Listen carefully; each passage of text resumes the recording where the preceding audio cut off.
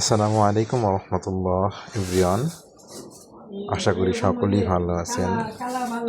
আলহামদুলিল্লাহ, মহান আল্লাহ তাআলার অশেষ রহমতে রমজান উপলক্ষে সবাইকে জানাই রমজানুল মুবারক।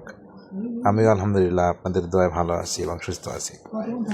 তো আমি এর আগে একটা ভিডিও দিছিলাম যেটা হচ্ছে কন্ট্রোল সার্কিটের, অনলি কন্ট্রোল সার্কিটের। তো আমাকে অনেকেই কমেন্ট করছেন যে পাওয়ার ডায়াগ্রামটা দেখানোর জন্য মোটরের যে মেন কেবল 3 ফেজ লাইন, শুধু পাওয়ার ডায়াগ্রামটা দেখানোর জন্য আর কি। তো আলহামদুলিল্লাহ আজকে চলে আসছি, সময় হয় না হাতে তেমন একটা, সেই জন্য ভিডিও তৈরি করতে পারি না। আর এগুলো হচ্ছে প্রচুর সময় প্রয়োজন হয়, সেই জন্য ভিডিও করা হয় না আর কি, আর বসাও হয় না। তো আজকে একটু ছুটি ছিল আর কি, আমার অফ ডে ছিল, এই জন্য আর কি আপনাদের সামনে চলে আসছি পাওয়ার ডায়াগ্রামটা নিয়ে আর কি। তো আজকে আগের আমি যে ভিডিওটা করছিলাম ওটা ছিল স্টার ডেল্টা স্টার্টার। তো ওইটা হচ্ছে সিম্পল একটা ডায়াগ্রাম, মানে মোটর কানেকশনের সর্বপ্রথম যেটা আছে আমরা সেটা হচ্ছে স্টার ডেল্টা স্টার্টার বা doll starter, direct online starter এবং স্টার ডেল্টা স্টার্টার আমরা ইউজ করা হয়।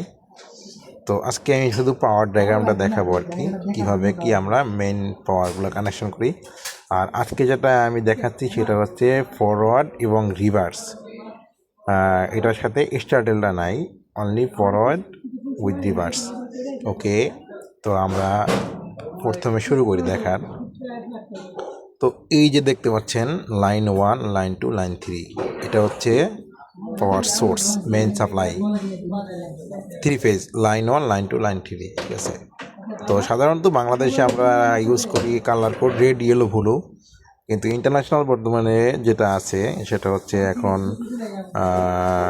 ব্রাউন, আর হচ্ছে ব্ল্যাক, আর হচ্ছে গ্রে।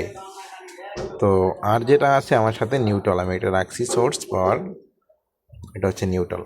ওকে, এরপরে আসি আমরা, এটা হচ্ছে মেইন মোটরের যখন আমরা সিলেক্টর সুইচ, এখানে একটা সিলেক্টর সুইচ নিয়েছি আর কি, দেখেন এটা হচ্ছে একটা সিলেক্টর সুইচ, এটা হচ্ছে একটা সিলেক্টর সুইচ, এটা আমি ইউজ করছি। এটা দিয়ে সিলেক্ট করা হয়, যে সিলেক্টর সুইচে আমার 4টা ফাংশন আছে, যে লাইন 1, লাইন 2, লাইন 3। ওকে, এটা হচ্ছে 3 ফেজ লাইন ইনকামিং এবং আউট দিয়া 3 ফেজ লাইন আউট হবে, সাথে একটা নিউট্রাল আইসোলেটর আছে আর কি। ওকে, তো আমি জাস্ট খালি পাওয়ার সার্কিটটা দেখাই। তারপর এই যে দেখতে পাচ্ছেন আমার যে লাইন এখান থেকে আইসা পড়ছে অলরেডি, এখান থেকে লাইনটা আসার পরে আমি এই যে 3 ফেজ 3টা লাইন গেছে, এটা আমি পরে দেখাই। জাস্ট যে এমসিবি দেওয়া আছে, এমসিবি, তো এখানে মিনিয়েচার সার্কিট ব্রেকার, আর এটা হচ্ছে এমসিসিবি, মিনিয়েচার সার্কিট ব্রেকার। তো এটা আমি এখানে একটা সার্কিট ব্রেকার ইউজ করা হয়েছে, ঠিক আছে। তো এটা হচ্ছে একটা সার্কিট ব্রেকার আমরা ইউজ করতে পারি। ওকে, এটা সার্কিট ব্রেকার ইউজ করা হয়েছে। তারপরে হচ্ছে KM2, এটা দ্বারা আমরা বোঝাচ্ছি যে ম্যাগনেটিক কন্ট্যাক্ট, ঠিক আছে। এটা দ্বারা ম্যাগনেটিক কন্ট্যাক্ট আমরা বোঝাইছি। এটা হচ্ছে একটা হচ্ছে ফরওয়ার্ড, এটা হচ্ছে রিভার্স, এটা ফরওয়ার্ড, এটা রিভার্স। ফরওয়ার্ড রিভার্স কেন করা হয় সেটা আমি নতুন একটা ভিডিওতে ইনশাল্লাহ আলোচনা করব।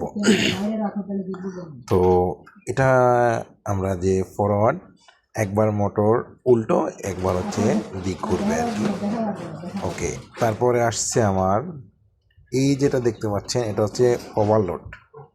ওভারলোড কেন করা হয়, যে থার্মাল ওভারলোড দেওয়া হয় এই কারণে, যদি মোটরের চলা অবস্থায় যদি হাই কারেন্ট ওভার হয়ে যায় বা আপনার বেশি কারেন্ট প্রবাহিত হয়, বেশি ভোল্টেজ প্রবাহিত হয়, সেক্ষেত্রে আমার ওভারলোড ট্রিপ করলে মোটর অটোমেটিকলি অফ হয়ে যাবে, ঠিক আছে। তো ওভারলোডের বিভিন্ন ফাংশন আছে, এখান থেকে কন্ট্রোল সার্কিটেও কানেকশন করা হয় নিয়ে, অক্সিলারি কন্ট্যাক্ট থাকে ওভারলোডে। এটা হচ্ছে ম্যাগনেটিক কন্ট্যাক্টের আমি মানে পরে ইউজ করতে হবে আর কি, মানে মোটরের আগে, ম্যাগনেটিক কন্ট্যাক্টের পরে এটা ইউজ করতে হয়। আর যেটা যেটা দেখেছিলাম এই যে লাইনটা, এটা হচ্ছে আমরা ইউজ করছি এলে ফেজ ফেইলর রিলে। এটা হচ্ছে আমি একটা ফেজ ফেইলর নিতেছি। ওকে, এটা হচ্ছে একটা phase failure relay, this is, এটা হচ্ছে রিমুভ হবে। ওকে, এই যে লাইনটা রিমুভ। ওকে, এটা হচ্ছে phase failure relay. Phase failure relay কেন ইউজ করা হয় সেটা আজকে আমরা জানবো। সাপোজ এক্সাম্পল, এই মোটরটা চলা অবস্থায় যদি আমি 3 ফেজ লাইন এখান থেকে ইন করা হয়, মোটর অটোমেটিকলি রান হয়ে গেছে। তো আধা ঘন্টা চলার পরে দেখা গেছে আমার মোটরটা চলতেছে, হঠাৎ করে একটা পেজ মিস্টেক হয়ে গেছে, বা একটা পেজ যে কোনো কারণে ছিঁড়ে গেছে বা ড্যামেজ হয়ে গেছে, বা লাইনটা একটা পেজের লাইন অফ হয়ে গেছে, যে কোনো কারণে হইতে পারে কারণবশত। যদি হয় তাইলে আমরা কি করতে পারি, ওকে এটা জাস্ট ওকে ওকে যেটা বলতেছিলাম, যেটা যদি ফেজ ফেলার কেন ইউজ করা হয়, যদি একটা লাইন, যে মূল কথা হচ্ছে যে মোটরের থেকে 3 পেজ লাইনের যে কোনো একটা লাইন যদি বিচ্ছিন্ন হয়ে যায়, সেক্ষেত্রে আমার এই ফেজ ফেলোর সিগন্যাল পায়। ঠিক আছে, এখানে ফেজ ফেলোর সিগন্যাল পাই, এখান থেকে আমরা কন্ট্রোলিং সার্কিটে আমরা লাইন নিয়ে যেগুলো আছে এই অক্সিলারি কন্ট্যাক্ট, আমরা সাধারণত এনসি থেকে লাইনটা নিয়ে থাকি, আর এনও থেকে আমরা একটা ট্রিপ ল্যাম্প এর জন্য একটা অপশন তৈরি করি, যেটা যদি কোনো ফেজ মিস্টেক হয় সেক্ষেত্রে একটা টিপ বাতি জ্বলবে আর কি, মিস্টেক হলে। আর যদি মিস্টেক না হয় সেক্ষেত্রে আমাদের লাইন চলতে থাকবে। সেই জন্য ফেজ ফেলার ইউজ করা হয়। ফেজ ফেলার হচ্ছে 3 পেজ মোটরের জন্য অনেক গুরুত্বপূর্ণ একটা ইকুইপমেন্ট। ঠিক আছে, তো এটা হচ্ছে আমাদের পাওয়ার ডায়াগ্রামটা ইউজ করছি। আর এটা হচ্ছে মোটরের পি বার, পি মানে আমরা আর্থিন বোঝাচ্ছি আর কি, আর্থিন বোঝায় আর কি। আর এটা হচ্ছে 3 পেজ মোটর। ওকে, তো এখান থেকে আমরা জানি যে পাওয়ার কন্ট্রোল সার্কিট যেটা ইউজ করতে হয়, কন্ট্রোল সার্কিটের জন্য আমরা একটা নিউট্রাল নিচ্ছি আর একটা ফেজ নিচ্ছি। এই 3 পেজ থেকে যে কোনো একটা ফেজ আমি কন্ট্রোল সার্কিটের জন্য নিতে পারবো, একটা ফেজ, অনলি একটা ফেজ। আমরা জানি 220 ভোল্টেজ কেন কীরকম তৈরি হয়, যে একটা পেজ একটা নিউট্রালে 220 হয়। তো 440 মেজারিং করতে গেলে দুইটা ফেজের ভিতরে যে ভোল্টেজটা পাওয়া হয়, সেটা হচ্ছে একটা হচ্ছে লাইন ভোল্টেজ, এটা হচ্ছে ফেজ ভোল্টেজ। তো এটা নিয়ে আমি পরে আলোচনা করব। যে কন্ট্রোল সার্কিটের জন্য আমরা যে লাইনটা এখান থেকে নিচ্ছি, যেটা দেখাচ্ছি আপনাদেরকে, এই যে লাইনটা আর কি, এটা হচ্ছে একটা এটা নিউট্রাল, এটা হচ্ছে ফেজ।